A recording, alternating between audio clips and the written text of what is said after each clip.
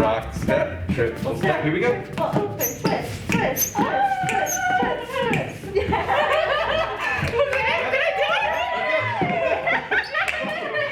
Hey, it's Josephine from the Pointe shop. Today I went to Atomic Ballroom and I fitted the owner of Atomic Ballroom. Nikki is so talented in so many ways. She's not just an amazing swing dancer, she's a world-class Lindy hopper, and she's also a burlesque dancer. She does a whole bunch of things. She is super talented. So I was really excited to meet her and see what type of pointe shoes she would end up with. Even when you were wearing your boots, I was like, dang, this girl has small feet. But it's not just short, it's like really, really narrow. And it's so shallow, I can see all of the bones of your feet and everything. How long have you been doing Lindy hop? Just about 20 years. Oh my gosh. Yeah. So you started when you were 1? I actually started when I was 21. Wow. This seems like this is pressing at the end a little bit. I can feel it on my second toe on this foot. On this one right here? Okay. Mm-hmm. So I'm gonna give you this. And what this does, because you feel it on your second toe, Yeah. right? It actually just like evens out your length. How interesting, yeah. And it also makes your toes a little bit wider. So it's gonna feel tighter, but there should be less pressure in the front. Yeah, there is. Is it pressing or hurting? No. Perfect. No, That feels better, right? Okay, yeah. and now bring your right foot up on point, and I want you to put pressure on your big toe. That's much better. You're actually able to put more pressure on this. That's good. And then step up onto both feet.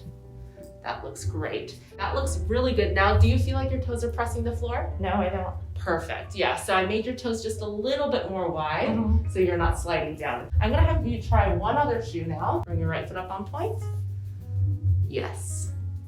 Step up onto both feet. Awesome. Okay, so this one is holding you back just a little bit more. So I think the first pair, you were able to get over just a tiny bit better. Yeah. So you're able to control the shoes better. I think this is a really good shape for you actually. And this would probably work a little bit more after like your second or third pair when you get used to being on point. But I think the first shoe, actually, you were able to manipulate a little bit better. First, I chose a shoe that was a little bit more broad, but it was a lot softer, so she was able to get over the platform a little bit better. But the second pair was actually a better shape for her foot because it was shallow and was tapered enough. Sometimes I fit the dancer exactly to their foot shape, but sometimes I fit the dancer to a more functional shoe just because they're able to control the shoes a little bit better. This past year, we've been making a lot of fun content for you guys because that's basically all we could have done the past year because COVID shut us down. And basically all of the dance industry was suffering because the theaters were down, competitions were down, conventions were down. So anyone who was serving the dance industry really suffered. But at least we had you guys to hang out with, and we have shoes that we can sell online if dancers needed it.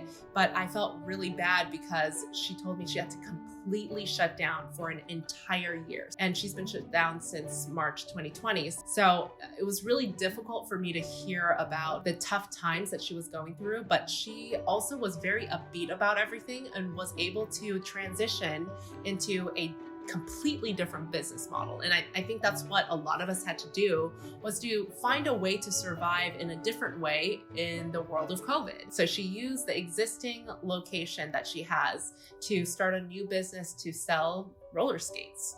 Everyone misses being together, being in a social setting, and that's what you're about. Yeah, that's what we do. And oh my gosh, I'm so happy you're surviving, you're thriving, you're thinking of new things. Yeah. Because man, you had to pivot this year. We have to. There's no other way, yeah. So even as like a studio owner, do you think that the roller skating company would have come about sooner?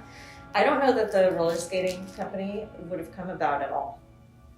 Because we took a space that we already had and we turned it, we found a way to change it to make sense for these times. And in normal times, that space was full of dancers all the time. So there wouldn't have been the space in my life or in the studio's life to even have that happen.